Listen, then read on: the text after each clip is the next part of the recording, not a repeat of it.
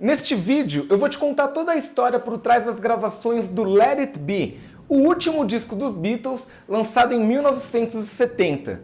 Quer saber todas as curiosidades e detalhes por trás dessa obra-prima? Então vem comigo! Sejam muitíssimo bem-vindas e bem-vindos, meu nome é Ricardo Vital, eu sou músico, professor de violão e guitarra, historiador e jornalista musical. O último disco que os Beatles lançaram completou meio século de existência em 2020. Ele é o único da discografia oficial dos caras que foi lançado posteriormente ao anúncio de dissolução da banda. Curiosamente, as gravações do Let It Be foram realizadas antes das do Abbey Road, que no entanto foi lançado primeiro, em setembro de 1969. O Let It Be pode ser considerado um dos álbuns mais controversos dos Fab Four, já que ele despertou fortes reações tanto por parte de seus defensores quanto de seus detratores. De uma forma geral, as críticas focam na produção do Phil Spector, que, de acordo com essa visão, teria meio que passado do ponto nas orquestrações. E por esse motivo, o disco foi relançado em 2003 sem os arranjos sinfônicos do Spector, apresentando as mesmas canções, porém de uma forma mais crua, e por isso ele foi batizado de Let It Be Naked. Naked significa nu, pelado. Lembrando que ele também é o único da discografia inteira que não conta com o produtor tradicional dos Beatles, o George Martin. Não confundir com o outro George Martin lá do Game of Thrones, hein? O Let It Be também se destaca por vários outros fatores. Dentre eles, o fato de contar com a luxuosa presença de Billy Preston. O Billy Preston é o pianista e tecladista que, dentre vários outros artistas, tocou também com os Rolling Stones e fez por merecer as alcunhas de Quinto Beatle ou alternativamente Black Beatle e de Sexto Stone, embora esse último título também seja bastante utilizado para se referir ao Ian Stewart. Este álbum traz também a última gravação realizada pelos Beatles, a faixa I Me Mine.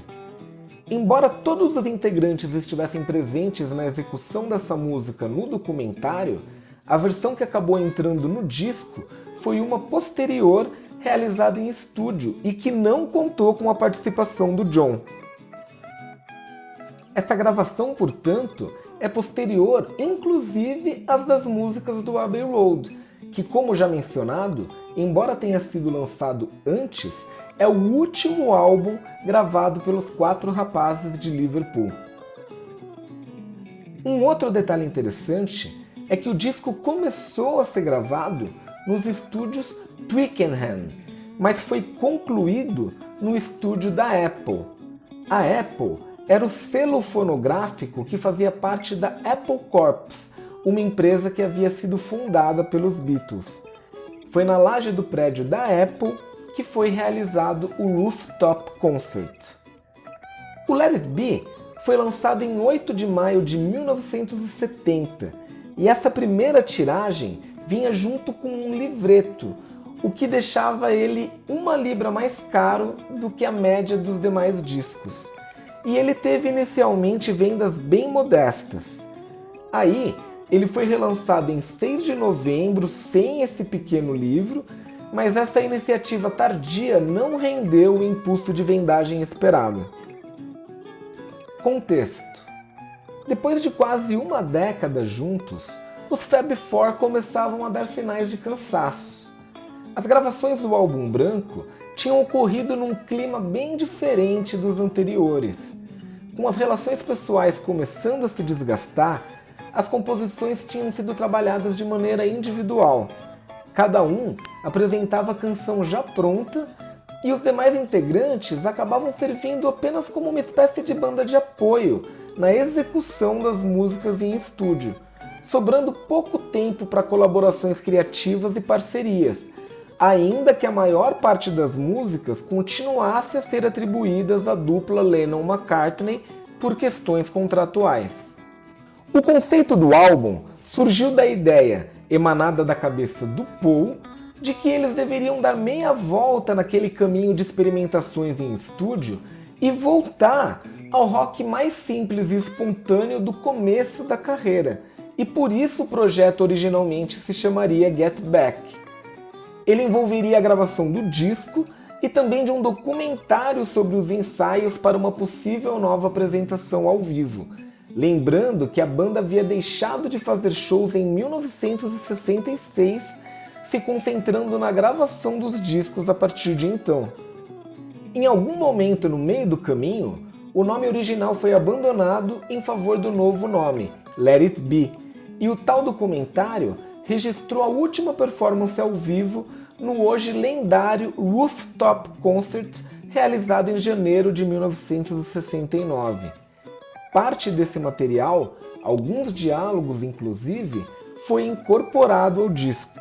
Lembrando que o nome originalmente previsto, Get Back, acabou batizando o documentário lançado em 2022 pelo Peter Jackson e que trouxe literalmente horas de cenas inéditas, aproveitando as sobras das gravações do documentário original Let It Be. Esse novo documentário, inclusive, tem ajudado a mudar algumas interpretações consagradas sobre o término da banda, mas esse papo fica para um outro vídeo. Este belíssimo trabalho mostra os bastidores dos ensaios para o já mencionado Rooftop Concert. 4 dos takes finais que entraram no álbum Let It Be foram registrados durante este período.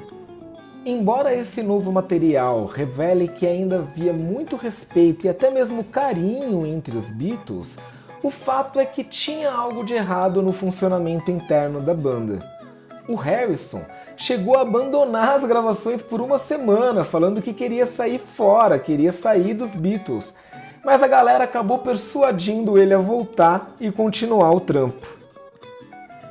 Parte da insatisfação do Harrison provinha precisamente da decisão de voltar a se apresentar ao vivo, já que o George, que era o mais introspectivo dos Beatles, andava cansado das pressões da fama e do show business e desejava permanecer naquele caminho de se dedicar a trabalhar em estúdio e produzir discos. De modos que as vontades dele e do Paul entraram em rota de colisão.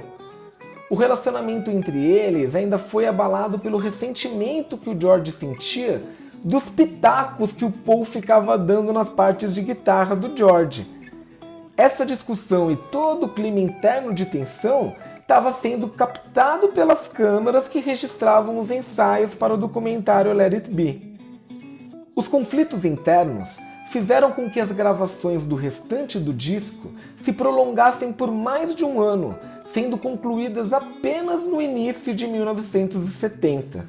A morte do Brian Epstein, o empresário dos Beatles durante a maior parte de sua carreira, na segunda metade de 1967, tinha abalado todo mundo e contribuído para deixar o clima mais pesado a partir de então.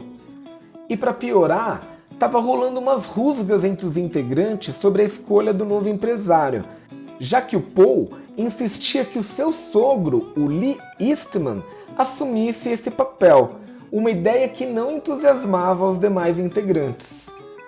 O Paul perdeu essa queda de braço e o Alan Klein acabou ocupando o posto de novo empresário dos Beatles.